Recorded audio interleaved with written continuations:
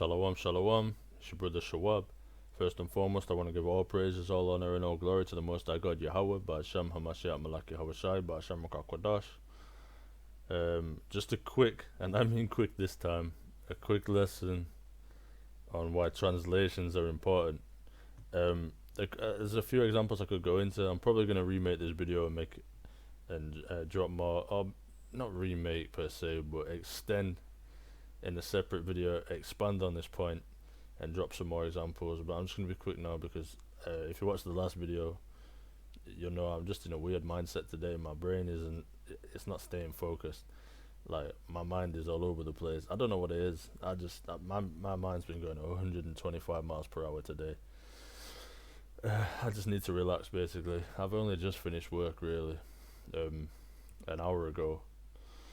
So I probably need a nap or something. But yeah, I just want to get into why translations or definitions, root words, why it's all important, because what you've got to remember is the Bible was not written in English. It was translated, the Old Testament from Hebrew and the New Testament from Greek and Aramaic. So it wasn't written in English. In fact, I just want to get this prologue, and we'll start.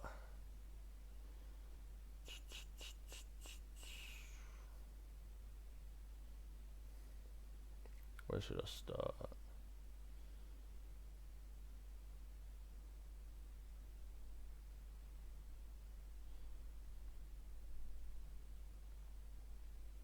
We'll just start at the beginning. Okay. The prologue of the wisdom of Jesus, the son of Sirach.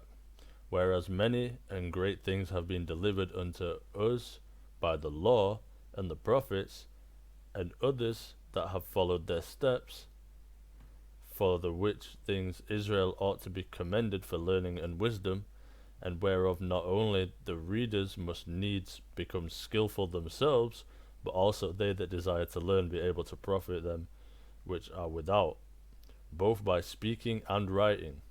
My grandfather Jesus, when he had much given himself to the reading of the law and the prophets and other books of our fathers, and had gotten therein good judgment, was drawn on also himself to write something pertaining to learning and wisdom, to the intent that those which are desirous to learn and are addicted to these things, which profit much more in living according to the law. Okay, wherefore, that means for what reason? Wherefore, let me entreat you to read it with favor and attention, and to pardon us wherein we may seem to come short of some words, which we have labored to interpret. For the same things uttered in Hebrew and translated into another tongue have not the same force in them.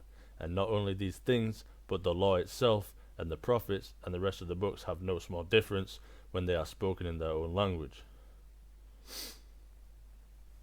Okay, so not only is it the point being that there's power when it's spoken in Hebrew, but also basically you when you read it in English, you are missing out. So that's why you got to make a you're missing out on certain things, because the way that it's translated sometimes is a bit silly, right? And we'll get into that.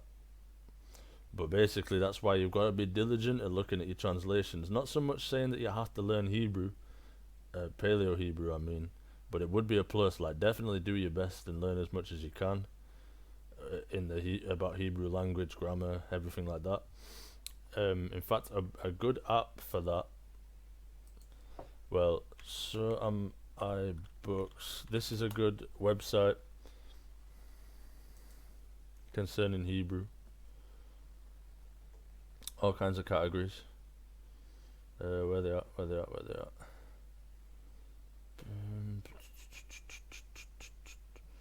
Is it Hebrew Academy?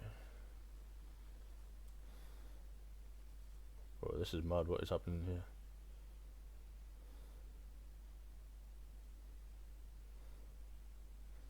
Okay, that's cool. Is it in more? I'm trying to think where the or is it fun learning zone? There's a certain section. Yes, here we go. So you got all sorts in here, all sorts. Just take that in. Look at all this. Okay, all sorts. I was just looking at a family tree. This doesn't go quite to as much detail. But yeah, you got all sorts here. One thing that I do like, you got greetings, colours, you got all sorts, but numbers, dictionary, right?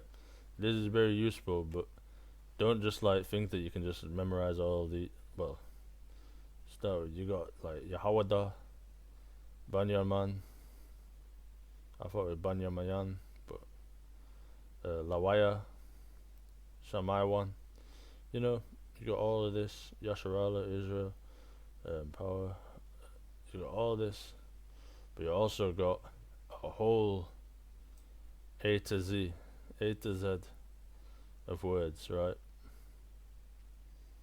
Look at that. But don't think you can just start piecing these together the way you would in English, because it's different grammar. You know, like so like with a lot of the older languages. So, for example, the word good is tawab.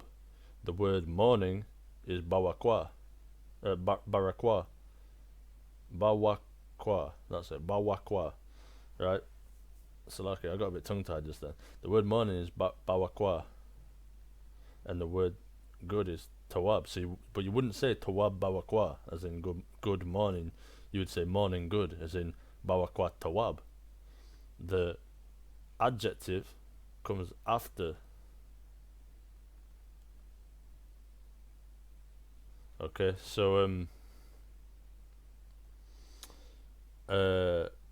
that's one, and then there's this app. If you got iOS, Zadok, this is a great app.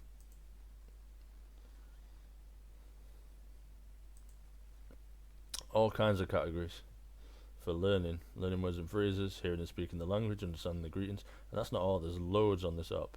You also got the alphabet, and if you click on these, it'll tell you the root word. So it's got lots of detail. It's a great app. I don't know if they got it for Android.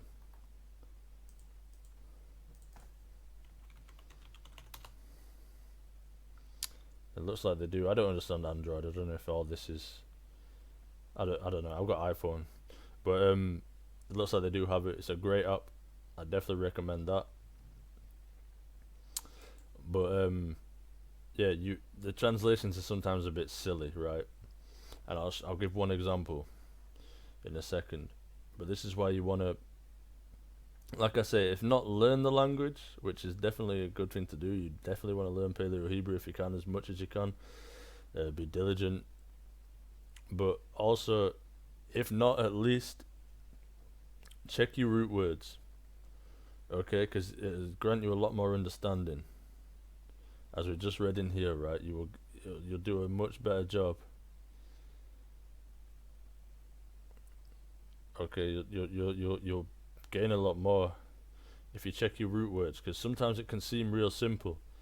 It can seem like, okay, I'll give the example. So Deuteronomy 33, this and Genesis 49 are two chapters which are prophesied. Basically, this is how we know who's who in the Israelite nation, which tribe is who in the modern world. So if we go down to verse 23, and of Naphtali he said, O Naphtali, satisfied with favor and full with the blessing of the Lord, possess thou the west and the south. Okay, now we're not going to get into this. Be on the lookout for my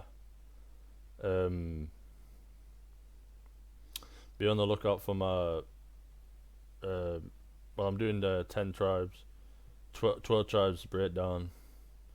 I think I'm doing each of them individually. Be on the lookout for Naphtali, and we'll go over this. But the main point that I wanted to do here, the reason I brought this up is just for this example here. Possess thou the west and the south. Salakia. So that seems pretty um pretty pretty self-explanatory. Possess the west and the south. That seems like it doesn't seem like you can get anything more from that. That seems like that's it. Possess the west and the south. It doesn't seem like you can get any more from that, right? So Naphtali, Argentina and Chile, right? Down here. So the west and the south. But the west, south. But this is all the south in the west. This is all west and south right here. Okay, and a lot of people can rebuke you if you come saying that this is the west and the south just down here. But check this out, right? If you go into the the root word and look at what that word. Okay, so we'll look at south. That word, like I say, the Bible, this Old Testament was translated from Hebrew. It wasn't written in English, right? So the root word that this word south came from, darom, dorom, darom. Strong's H 1864. Darom. I just realized Darom. you can't hear that. Hold on. Strong's H 1864. Darom. Darom. Okay, so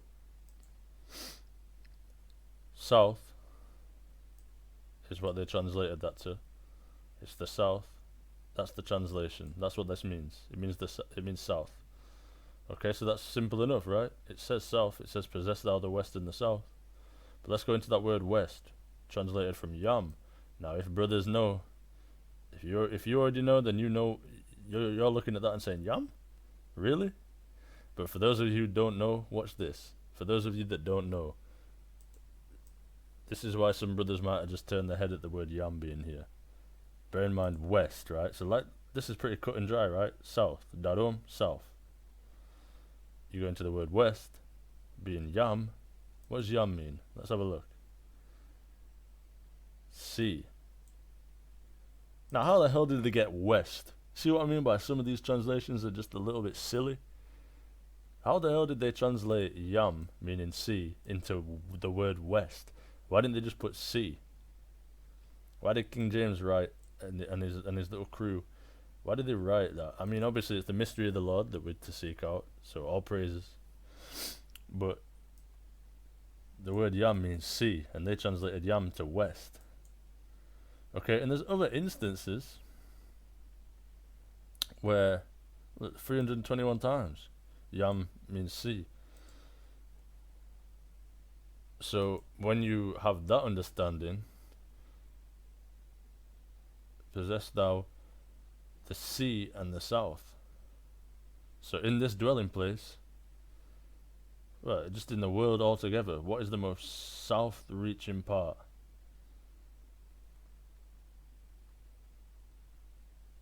Argentina and Chile reaches the most south. So they possess the sea of the south. The sea and the south. You see, it gives a much better understanding, and it's much more clear who Naphtali really is. The sea and the south. Nowhere else is this south, reaches this south through the sea. Nowhere else reaches this south down the sea. Okay?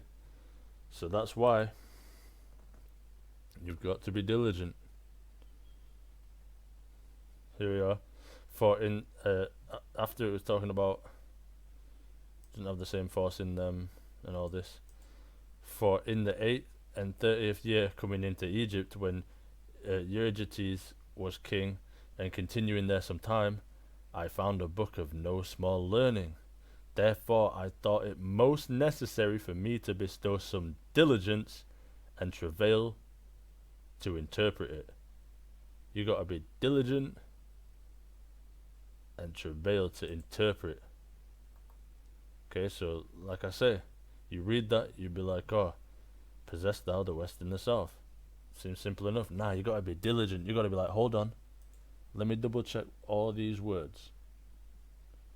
And it might seem tedious, it might seem long, but trust me, if you're studying the Bible, you've got to pour over as much detail as you can. The more the better, because all it's gonna do is increase your learning and your understanding. It's just gonna give you a better understanding in the long run. Okay. So with some diligence and travail, you can find that that word west is kind of just a bit spooky. Like it's actually yam as in sea. Right? I found a book of no small learning, therefore I thought it most necessary for me to bestow some diligence and travail to interpret it, using great watchfulness and skill in that. Because think about it, right? He's talking about reading translated into another tongue. He's talking about you've got to interpret what it really meant back in the Hebrew. Much more force in there. Okay, so using great watchfulness and skill in that space to bring the book to an end, and set it forth for them also, which in a strange country are willing to learn, being prepared before in manners to live after the law. All wisdom cometh from the Lord, and is with him forever. Amen. So, I know I said I'd be quick with this one, but the Spirit went, and hey, it took as long as it needed to take. As I say, I'm gonna compile more examples of this and further extend this video in a sort of part 2 kind of fashion, and then I'm gonna show you some more examples where you got to be diligent at looking at these translations, because you might miss something, you know, and you might get hit with a harsh rebuke if you don't interpret it properly, because nobody's rebuking this. See in the south? Yeah, good luck. Good luck. But if you say the west and the south, then but this is, this is all west and south, or people will start talking about islands over here and all this sort of stuff, man. Like, but no place reaches this far south through the sea as this. Okay, so yeah, that's just it basically. I don't think I've got much more to say. Sorry that this was a bit scattered, just like the last video was a bit scattered. Like I say, I'm in a weird mindset today.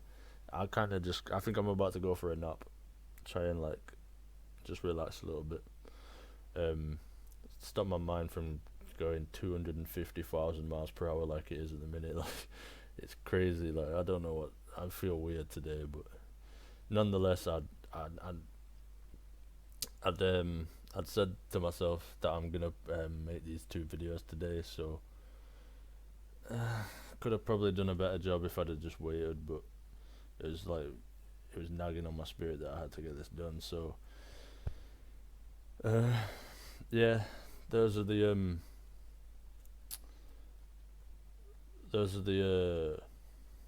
points I wanted to make. And once again, Salakia for this seeming a bit scattered and all over the place. Hopefully next time you hear from me, Lord willing, I'll be a bit more collected. But Salakia, I've had a weird day, honestly. But with all that being said, have a blessed day. Have a blessed Zif. We're in Zif now.